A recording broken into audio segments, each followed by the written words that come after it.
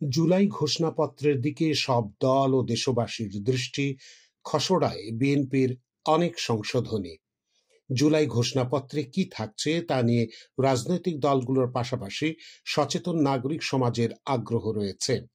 স্বৈরাচার শেখ হাসিনা সরকারের পতন ও পলায়নের বর্ষপূর্তির এই দিনে জাতীয়ভাবে গুরুত্বপূর্ণ দুটি বিষয়ের ওপর সব মহলের দৃষ্টি রয়েছে।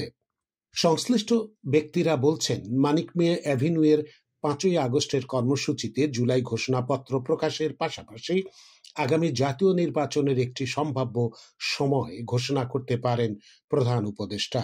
বিশেষ করে বিএনপি, জামায়াতে ইসলামী, জাতীয় নাগরিক পার্টি এনসিপি, ইসলামী আন্দোলন সহ রাজনৈতিক দলগুলো যারা জুলাই গণ অভ্যুত্থানের ঘোষণা ও নির্বাচন প্রশ্নে রাজনৈতিকভাবে খুবই ক্রিয়াশীল।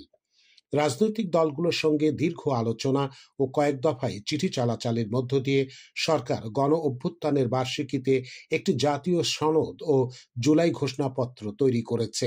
এর মধ্যে 5ই আগস্ট সোমবার ঘোষণাপত্র প্রকাশ করা হবে। এই ঘোষণাপত্র চূড়ান্ত করার আগে সরকারের পক্ষ থেকে বিভিন্ন রাজনৈতিক দলের কাছে এর খসড়া পাঠানো হয়। বিএনপি খসড়া ঘোষণাপত্রের কিছু সংশোধনী দলীয়ভাবে চূড়ান্ত করে সরকারের কাছে পাঠিয়েছে।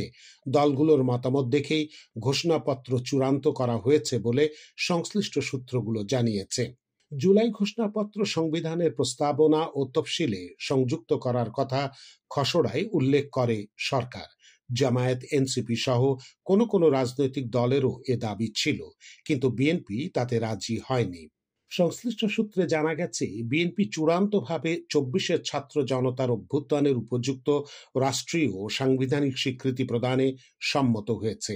তারা এই ঘোষণাপত্র সংবিধানের 4র্থ তফসিলে সন্নিবেশিত করার বিষয়ে একমত হয়েছে, এর বেশি কিছু নয়।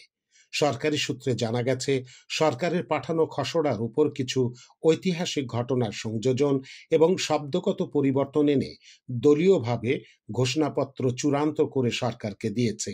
তাতে দেখা যায়, সরকারের পাঠানো জুলাই ঘোষণাপত্রের 26 দফা খসড়ায় প্রথম দফায় উল্লেখ ছিল, এই ভূখণ্ডের মানুষ দীর্ঘ 23 বছর পাকিস্তানের স্বৈর শাসকদের বঞ্চনা ও শোষণের বিরুদ্ধে রুখে দাঁড়িয়েছিল এবং নির্বিচার গণহত্যার বিরুদ্ধে গণ প্রতিরোধ গড়ে জাতীয় মুক্তির জন্য রক্তক্ষয়ী মুক্তিযুদ্ধের মাধ্যমে বাংলাদেশ রাষ্ট্র প্রতিষ্ঠা করেছিল।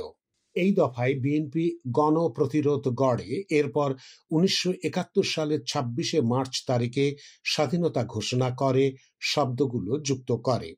এ বিষয়ে বিএনপির স্থায়ী কমিটির সদস্য সালাউদ্দিন আহমেদ সাংবাদিকদের বলেন, সরকারের খসড়া ঘোষণাপত্রে প্রশ্ন উত্থাপিত হওয়ার মতো বিষয় ছিল। আমরা বলেছি, এই জাতির শুরুই হলো 1971 সালের স্বাধীনতা যুদ্ধের মধ্য দিয়ে। তাকে যথাযথ মর্যাদার সঙ্গে উত্থাপন করতে হবে, তারপরে জাতীয় জীবনে সংগঠিত অন্যান্য ঘটনা বলি।